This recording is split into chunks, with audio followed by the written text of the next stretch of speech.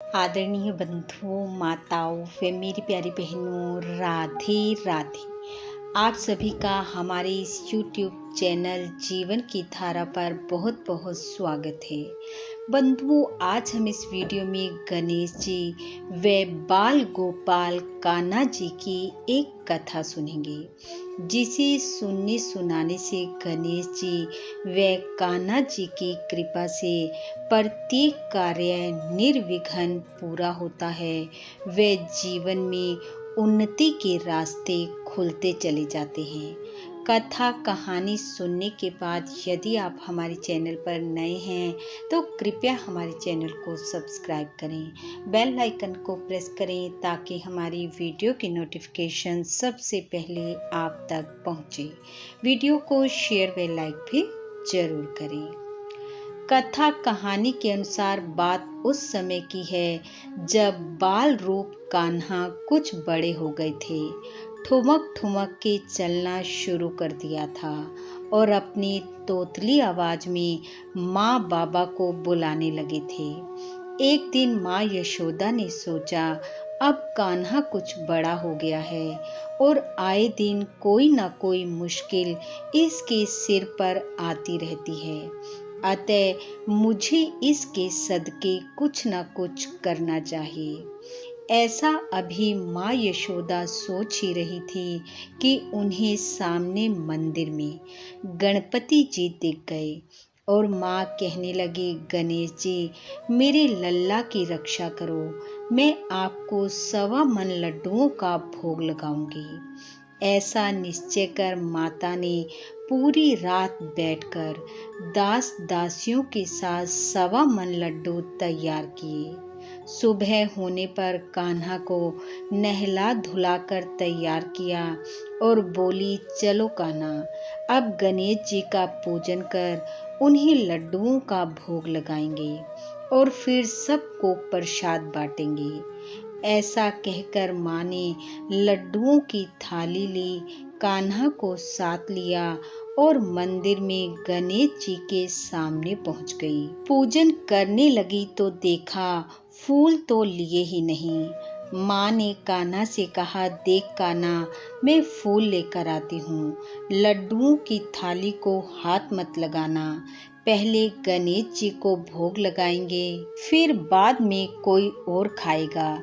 ऐसा कहकर यशोदा जी फूल लेने चली। यशोदा जी के जाते ही गणेश जी ने अपनी सूंड से एक लड्डू उठाया और कान्हा के मुख में डाल दिया। यशोदा जी वापिस आई, कान्हा का मुख हिलता देखा तो समझ गई कि कान्हा ने लड्डू खा लिया है। ऐसा देखते ही यशोदा जी क्रोधित हो उठी और कान्हा को डांटने लगी कि लल्ला, मैंने तुझे मना किया था, ये गणेश जी का प्रसाद है, लेकिन तूने मेरी नहीं सुनी। माँ को क्रोधित होते देख कान्हा रोने लगे और सुबकते सुबकते बोले, माँ, मैंने अपने आप से लड्डू नहीं खाया है, गणेश जी ने मुझे स्वयं लड्डू खिलाया है। इतना सुनते ही माता और क्रोधित हो उठी और कहने लगी, वाह रे कान्हा, अब झूठ भी बोलने लगा है, आज तक तो ऐसा कुछ नहीं हुआ, इतनी उम्र बीत गई, गणेश जी ने मुझको तो कोई ऐसा फल नहीं दिया। अगर सच में ऐसा हुआ है तो अपने गणेश से कहो एक लड्डू फिर से तुम्हें खिलाए। अगर ऐसा ना हुआ तो आज लल्ला तेरी पिटाई पक्की है। मैया के मुख से ऐसे क्रोध भरे वचन सुनकर कान्हा समझ गए कि अब तो मैया को दिखाना ही पड़ेगा, नहीं तो ये मानेंगे नहीं। कान्हा ने गणेश जी को देखते हुए कहा, हे गणेश जी, अब एक लड्डू और खिलाना पड़ेगा। इतना सुनते ही गणेश जी की सूंड ने एक लड्डू उठाया और कान्हा को भोग लगाया। इतना देखते ही माँ यशोदा गश खाकर पृथ्वी पर गिर पड़ी। मैया को मूर्छित देख कान्हा कहने लगे, मैया, जब लीला दिखाता हूँ तो भी तू सहन नहीं कर पाती और नहीं दिखाता तो भी तू नहीं मानती। इतना कह कान्हा ने नन्हे नन्हे हाथों से कलश का जल उठाया और मैया पर छिड़का। होश में आते ही मैया कहने लगी, कान्हा, आज तो मैंने बड़ी हैरानी वाली बात देखी। गणेश जी तुझे लड्डू खिला रहे हैं।